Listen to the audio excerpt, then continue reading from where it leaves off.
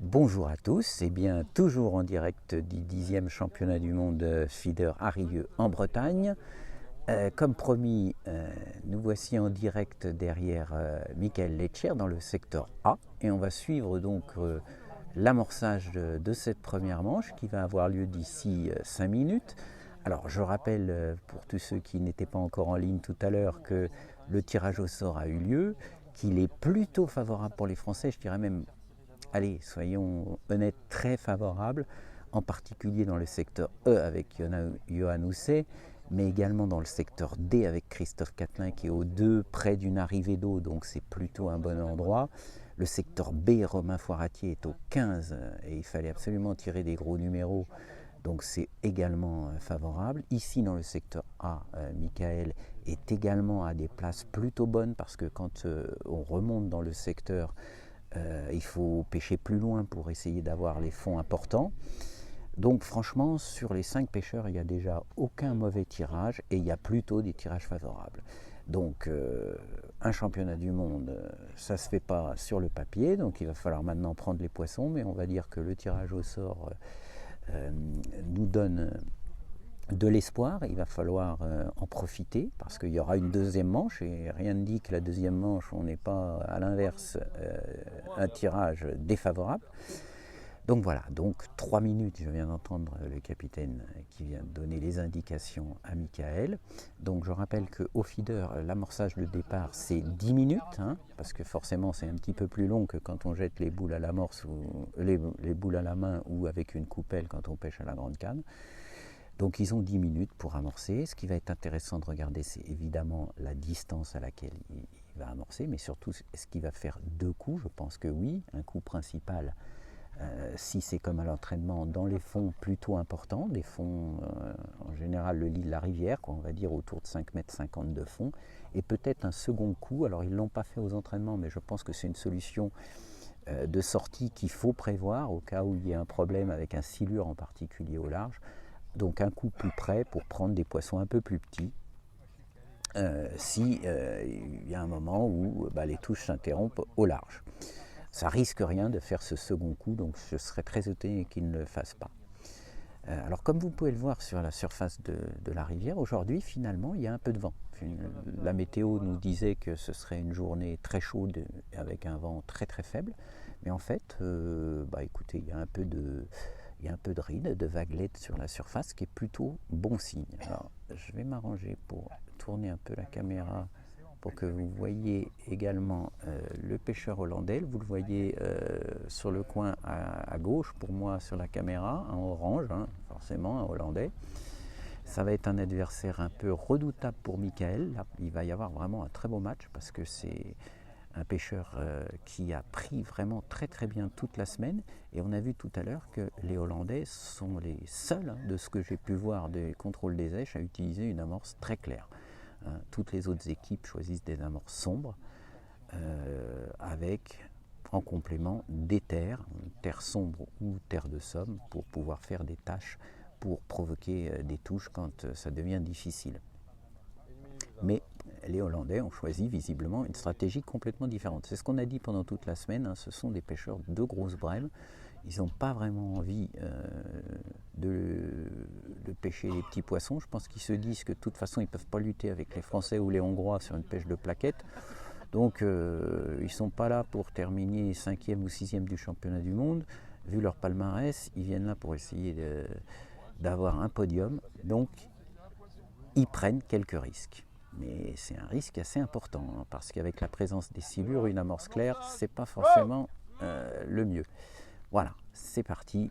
Le 10e championnat du monde feeder, un amorçage principal de Michael, donc avec un gros feeder, et vous voyez qu'il utilise une canne spécifique pour ce type d'amorçage, une canne puissante, avec de la tresse solide sur le moulinet, pour pouvoir lancer confortablement.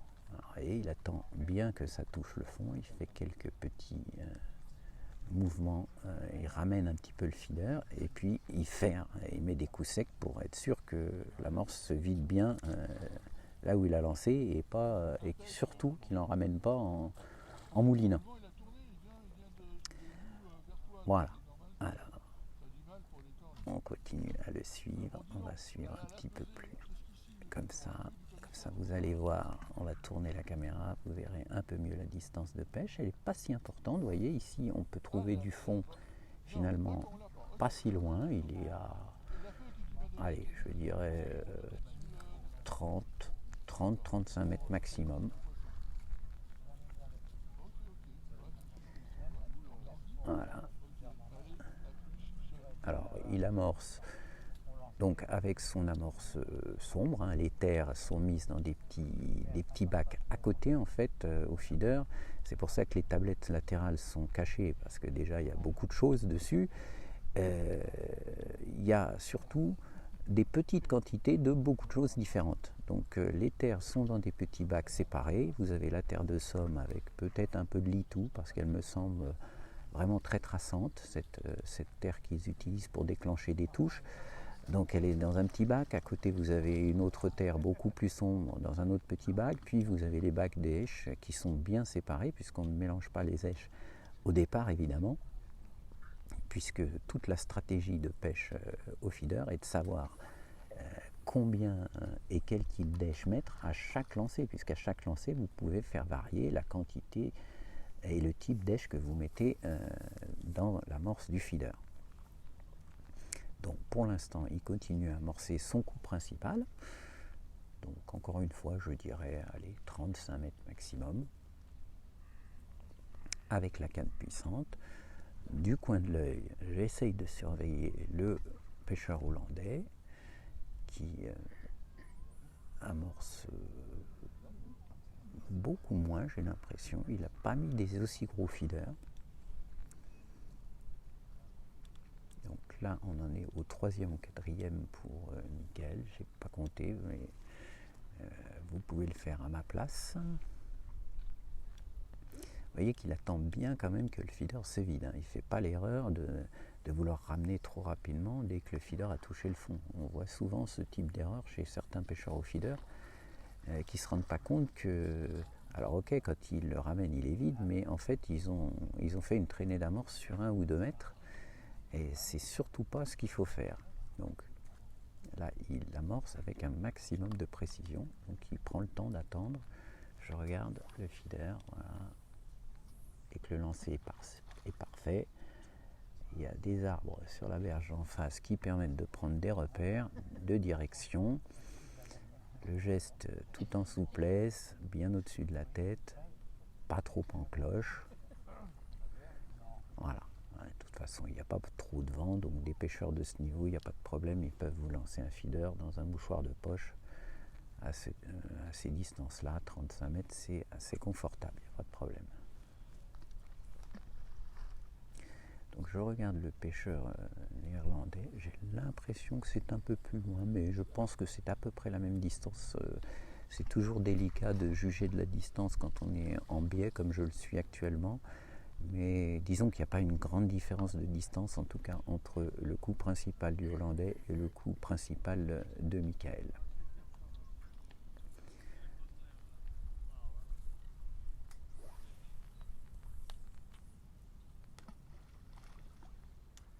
Voilà. Donc c'est un amorçage relativement important. Toute la semaine, les Français ont amorcé de manière assez importante, en général entre 10 et 15 gros feeders comme ça, dès le départ sur leur coup principal.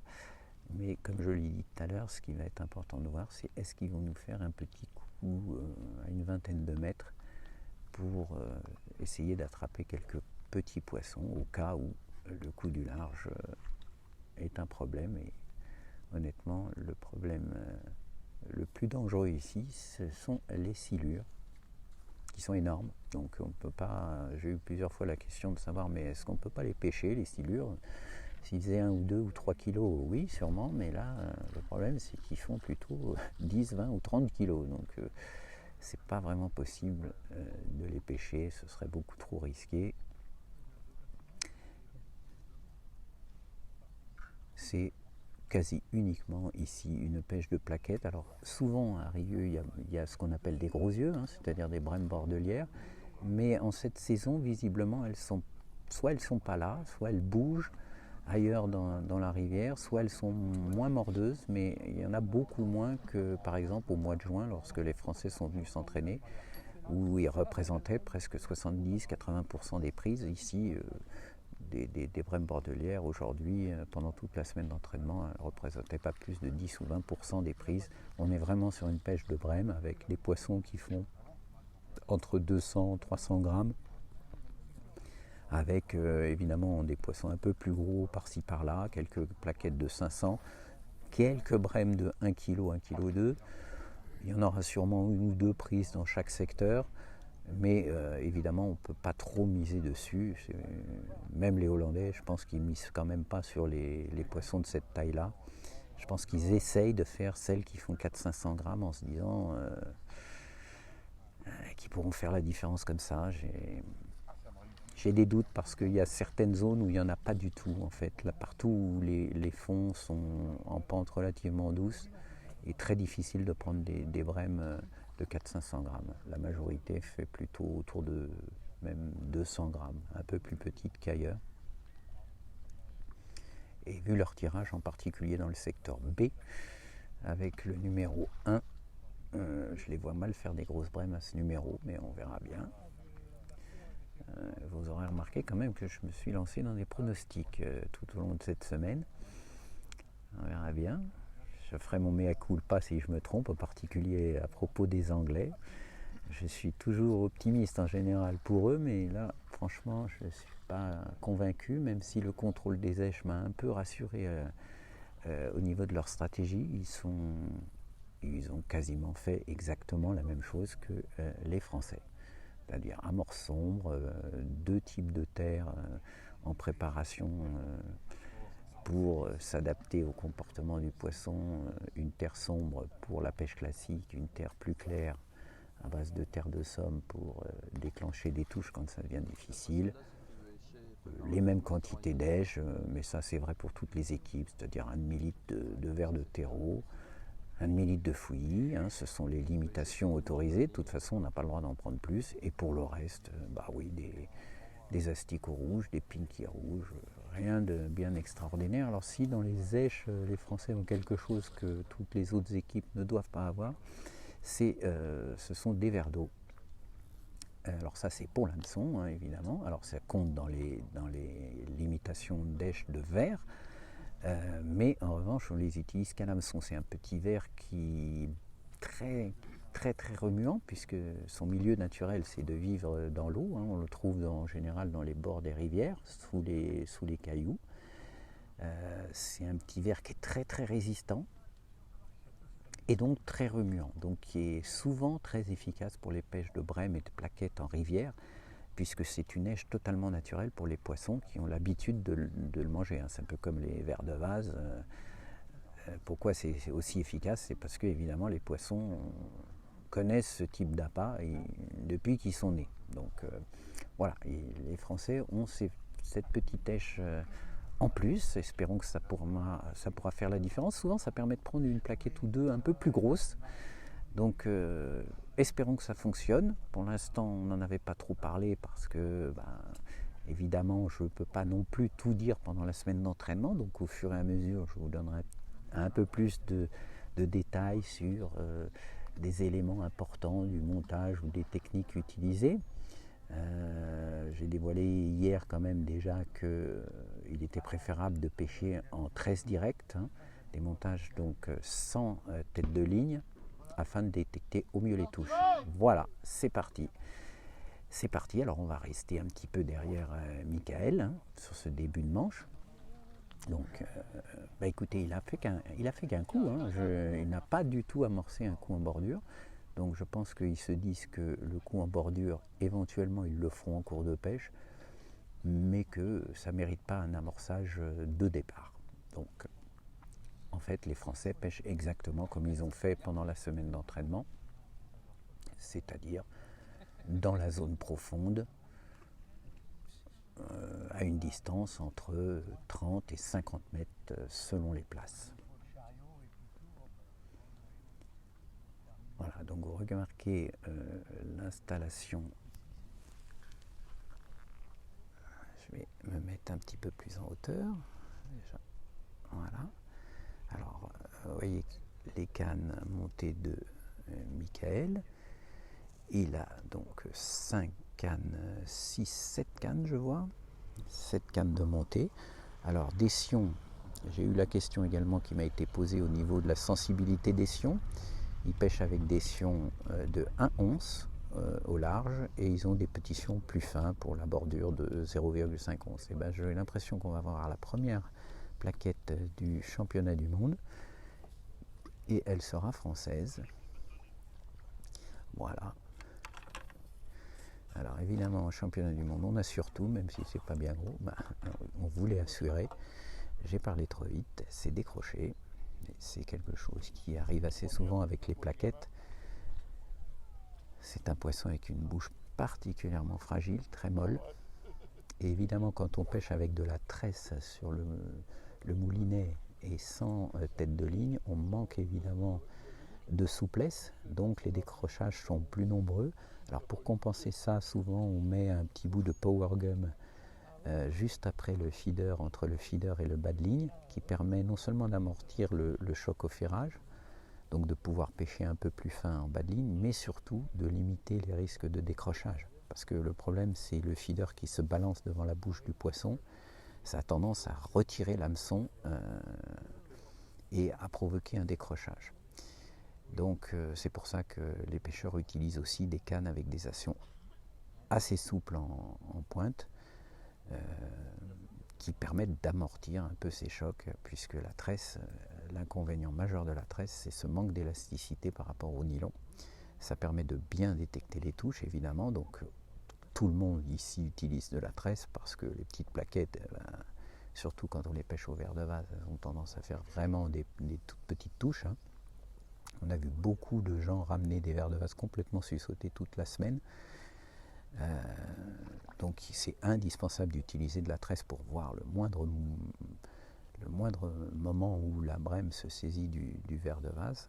Mais en revanche, ça a l'inconvénient de ne pas avoir d'élasticité.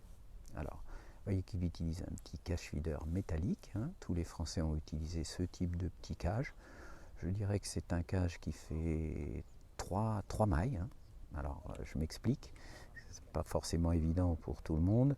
Un 3 mailles, ça veut dire que tout simplement la longueur du feeder correspond à 3 mailles du grillage.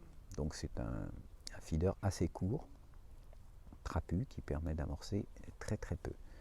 Donc c'est une règle que l'on a remarquée chez les Français toute la semaine. Ils amorcent de manière assez massive au départ. En revanche, ensuite, ils pêchent avec des tout petits feeders. Là encore, c'est sûrement d'abord pour pouvoir effectuer des petits aguichages plus précis, et puis également pour éviter de faire trop de bruit, parce qu'avec les silures qui rôdent dans le coin, si vous faites trop de bruit avec votre feeder, ça fait comme un clon que ça les attire, et puis également pour avoir des ferrages plus efficaces. Donc un amorçage modeste, hein, grâce à un tout petit feeder, rempli avec un peu d'amorce et en général du fouillis. Si les brèmes sont très actives, on rajoute un peu de verre coupé, éventuellement un petit peu de pinky ou d'asticomore, mais franchement la pêche toute la semaine a plutôt tourné autour du fouillis et des verres coupés dans l'amorce. Et à l'hameçon, on pêche principalement au verre de vase, avec entre 1 et 3 ou 4 verres de vase, mais si les poissons sont difficiles, ils n'ont pas hésité du tout à pêcher avec des hameçons très fins de fer et un seul verre de vase, ou alors un petit tronçon de verre, un petit tronçon de verre de terreau ou un verre d'eau, quand les poissons sont bien actifs ou qu'il y a pas mal de brèmes. On ira voir à la fin de la Manche le secteur E où se trouve Johan Husser, à mon avis. Lui, il aura quand même pas mal de touches, donc il utilisera sûrement des hameçons beaucoup plus, pas forcément plus forts de fer, mais beaucoup plus grands en taille et des bas de ligne plus solides. Parce qu'on peut espérer quand même que dans le secteur E, on soit assez largement au-dessus des 10 kg à la fin de la Manche. Alors on attend toujours, ça démarre quand même très très lentement. C'était assez souvent le cas d'ailleurs lors des entraînements. Je regarde tout ce qui se passe en aval de Michael.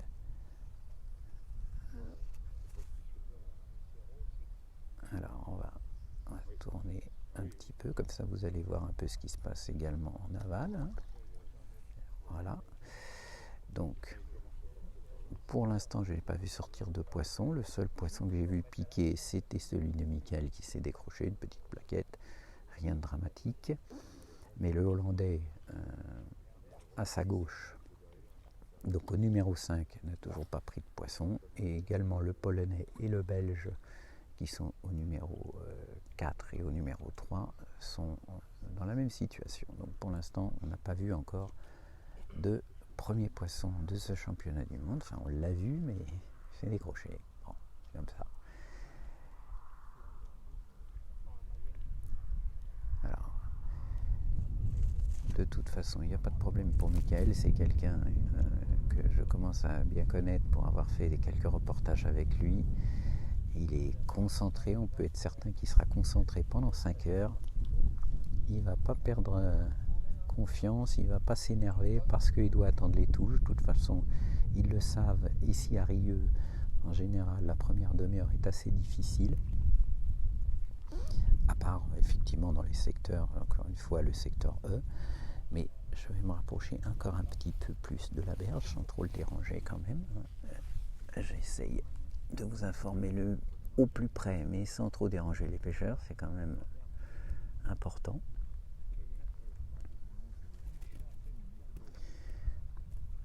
Alors, je ne sais pas si vous voyez sur la vidéo, si vous grossissez peut-être un peu, là on ne peut pas faire de zoom, mais ce sont vraiment des tout petits feeders avec des plombs de entre 20 et 30 grammes tous, mais vraiment qui contiennent très très peu d'amorces. Donc encore une fois qui permettent d'amorcer très peu, mais qui permettent aussi d'avoir un ferrage plus efficace et de ne pas faire de bruit pour éviter les fameux silures. Franchement, c'est pas purement anecdotique cette histoire de silure, puisque cette semaine, c'est arrivé par 7 fois quand même à l'équipe de France d'avoir des silures qui viennent, qui montent en surface sur les coups. Donc c'est quelque chose qu'il faut absolument éviter. Alors vous voyez l'installation de Michael. La pêche moderne du feeder, c'est de mettre la canne quand même non plus sur le côté comme on le faisait avant, mais voilà, avec le talon posé sur la cuisse, le support avant légèrement sur la gauche, et le sion évidemment le plus à ras possible de la surface en fonction des herbiers qui sont en face d'eux, mais il était possible ce matin pour eux d'enlever les herbiers avec un râteau au bout d'une corde. Donc la plupart des équipes ont fait de la place, donc il n'y a plus de problème d'herbier. Alors je vois notre ami hollandais qui est là-bas, qui est en train de prendre un poisson, puisque vous le voyez, il est en train, vous voyez au second plan là-bas, il sort l'épuisette. Donc en fait le premier poisson qui est sorti dans cette zone, il sera hollandais. C'est pas une grosse plaquette, mais c'est le premier poisson. Alors voilà, donc maintenant ce que je vous propose, c'est que moi je continue mon petit tour, que je regarde un peu tout ce qui se passe. Je vois le Belge qui a également un poisson là-bas, donc au numéro 3. Donc le Belge a également un poisson. Alors je vais tourner la caméra, mais je ne pense pas que vous le verrez vraiment bien. Peut-être en me levant, vous verrez mieux. Vous voyez, donc au numéro 3, vous avez donc le Hollandais, une brème également. Voilà, donc maintenant je vais aller me promener un petit peu, prendre un maximum de renseignements et je vous donne rendez-vous. Merci à tous.